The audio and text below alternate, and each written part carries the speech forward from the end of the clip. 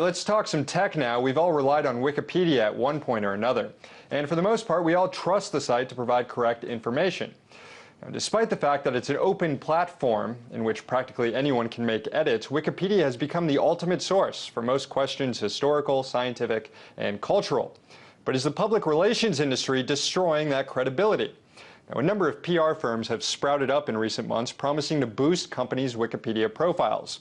One of the agencies, WikiPR, promises to write Wikipedia pages and manage them for their client. In other words, turning the online encyclopedia into a marketing catalog. So if a company runs into controversy, WikiPR companies can keep tabs on the entry to make sure that controversy doesn't make it on the company's Wikipedia page.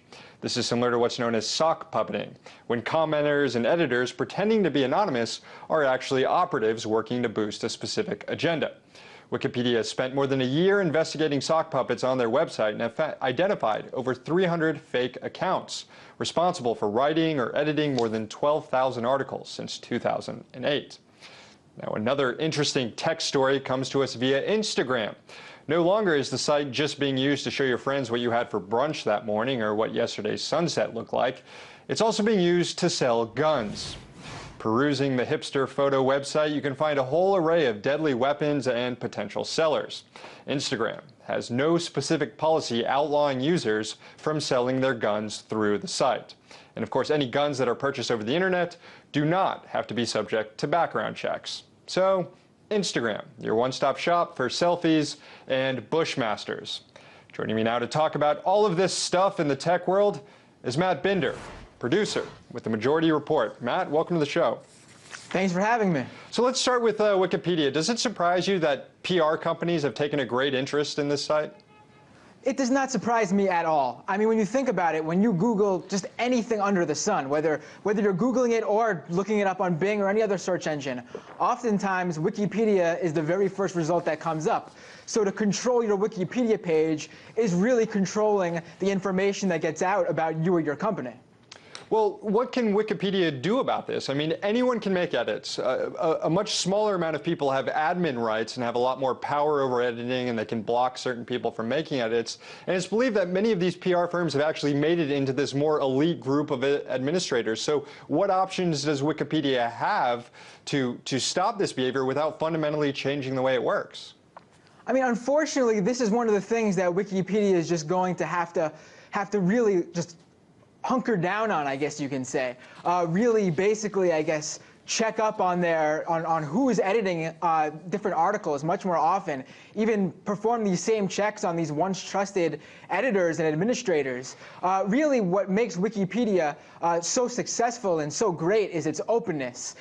Many times Wikipedia is getting these current event situations updated quicker than even some news organizations, simply because of its openness. People who are on the ground at certain events can add information that they couldn't I guess, put out there otherwise. So really to alter Wikipedia would be to alter what makes Wikipedia so successful. So it really just comes on into the back end that they really have to really do more checks and balances on, I guess you can say. Right, I guess it's some balance that Wikipedia has to find there. What does this sort of behavior do to the internet? I mean, Wikipedia is a fairly trusted source. I mean, we were told not to use it for college papers or scholarly articles, but by and large, it's a beneficial tool for society. What happens if we lose it? I think it would be a tremendous loss if Wikipedia was to just disappear. I don't think that's going to happen anytime soon. Definitely not because of this issue. When it comes down to it, though, I mean, these Wikipedia articles being changed, I mean, if you're writing your paper on French Renaissance art, you really don't have to worry about this. The information will most likely be accurate. The information you have to watch out for are these companies or people who have some sort of monetary gain or loss from certain types of information getting out there. And those are the types of pages you have to look out for.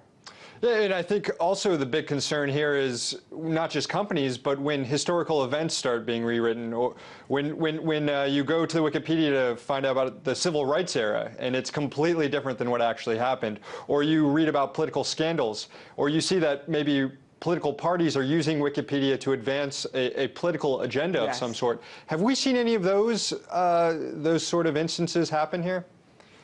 There's been instances where Wikipedia information has definitely been false, but many times the second this information's put up and starts to disseminate, the Wikipedia editors and administrators have always been on point to get this information taken off. You can even see Wikipedia even keeps logs of all the information that was removed and why it was removed, the full discussion log of their administrators and editors who were deciding what to remove and why to remove it. Mm-hmm. All right, well, let's move on to the second story here, this one about Instagram, where you can now buy your guns. Currently, the company, Facebook and Instagram, Facebook owns Instagram, they don't ban any sort of explicit selling of guns here. Is this an issue of corporate responsibility? Well, I mean, Instagram's not a commerce site. This is an example of users turning a platform into something it wasn't really built to do. So that's basically what you're seeing. Instagram will have to eventually, I assume, update their terms of service to get with the times and how people are using it. But Instagram wasn't meant for this purpose. Right, and Craigslist, for example, does ban this sort of gun sales. And I guess it's very easy to ban gun sales because it's just, that's a website you go to for people selling stuff. So if you see a gun there, you know what's happening. But with Instagram and Facebook, can this company effectively ban gun sales without just banning postings of guns altogether? I mean, can't someone just post a picture of a gun and it's just implied, oh, I need to contact this person and I can buy this gun? Exactly. I mean, like you mentioned, Facebook is owned by Instagram, and Facebook themselves have been teetering on this very slippery slope when it comes to what sorts of content to allow on their website and what to ban. I mean, they just said that, recently they said that they'll allow beheading videos, but mothers who post pictures of them breastfeeding their child are still being banned. So they're really stuck in this area where they're not sure what to ban and what not to ban, and how much of it's covered under what they want to cover on their terms of service under the First Amendment. Yeah, and they've banned certain hashtags like sexy, grinding, balls. So what do you make of the company's reluctance to promote, or embrace to promote sex, but or I'm sorry, reluctance to promote sex, but its embrace of promoting weapons and violence? We just have 30 seconds, Matt.